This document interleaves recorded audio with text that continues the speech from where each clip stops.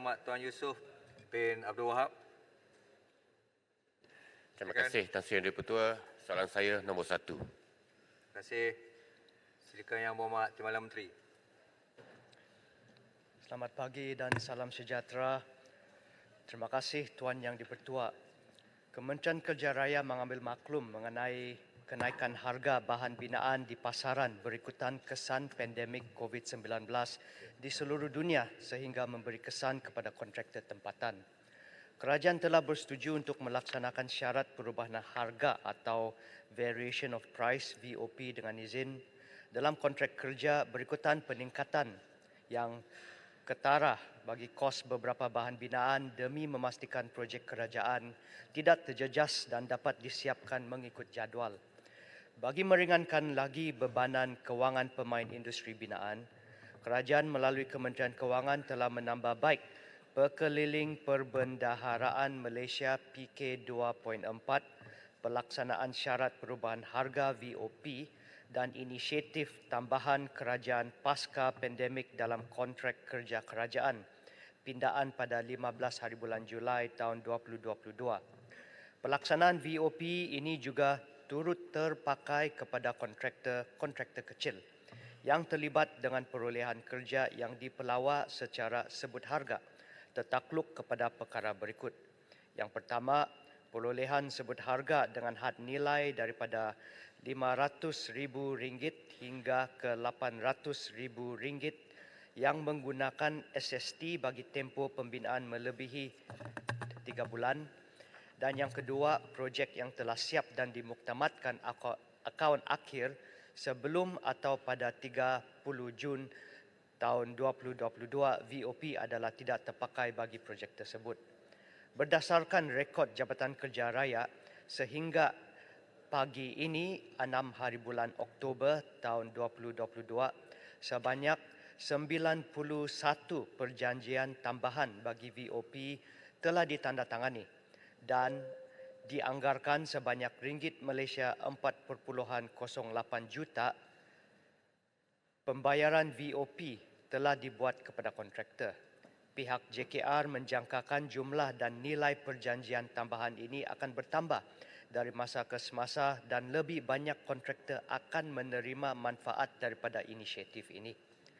Antara tindakan lain yang telah diambil oleh kerajaan untuk membantu kontraktor-kontraktor kecil menangani masalah kenaikan kos bahan pembinaan adalah Kementerian Kerja Raya melalui Jabatan Kerja Raya telah melaksanakan kajian terhadap jadual kadar harga yang dikhususkan kepada pelaksanaan projek kecil secara undi kontraktor G1 dan G2.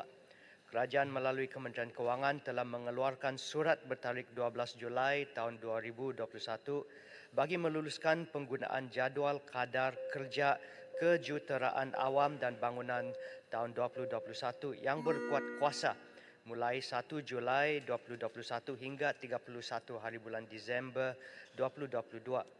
Pandangan daripada pemegang taruh telah diambil kira dan mengemaskini jadual kadar kerja yang akan digunakan bermula tahun 2023.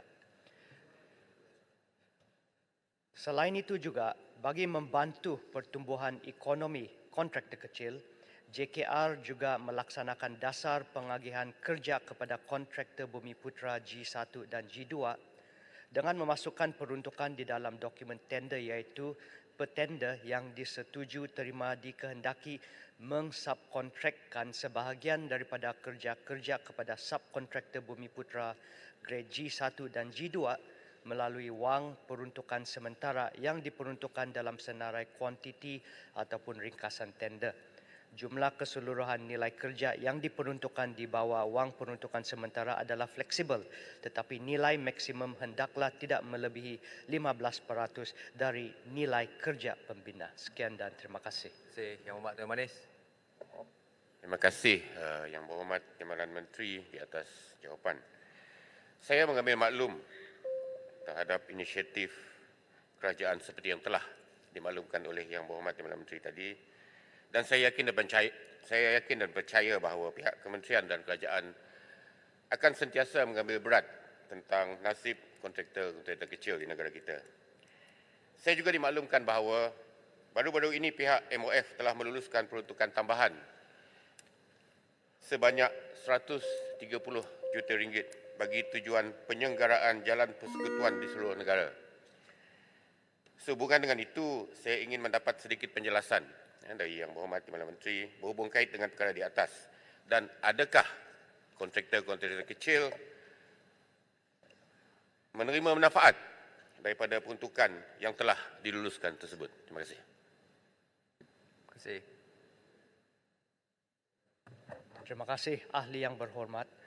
Soalan yang dibangkitkan oleh ahli yang berhormat itu saya percaya berkaitan dengan kelulusan Kementerian Kewangan baru-baru ini, iaitu secara one-off sebanyak 130 juta, di mana kerja penyelenggaraan ini akan ditawarkan ataupun sudah ditawarkan kepada kontraktor-kontraktor grade G4, kontraktor dari grade G1 hingga ke G4 melalui kaedah cabutan undi. Pelaksanaan cabut undi ini akan membuka lebih ruang dan juga peluang kepada kontraktor daripada G1 hingga ke G4 untuk lebih maju ke hadapan dan mendapat peluang seperti ini. Berdasarkan peruntukan yang diterima iaitu 113 juta, ada 180 kerja yang ditawarkan kepada kontraktor di Semenanjung, manakala sebanyak 17 juta akan disalurkan kepada Sabah, Sarawak dan Labuan. Jadi melalui inisiatif ini sebanyak 90 kontraktor G1 hingga ke G2 dan 107 kontraktor G3 dan G4 telah menerima manfaat dan sedikit sebanyak dapatlah membantu kontraktor-kontraktor kecil menjana pendapatan dalam keadaan ekonomi negara kita sekarang. Sekian dan terima kasih. Yang Berhormat Papa. Ya, terima kasih.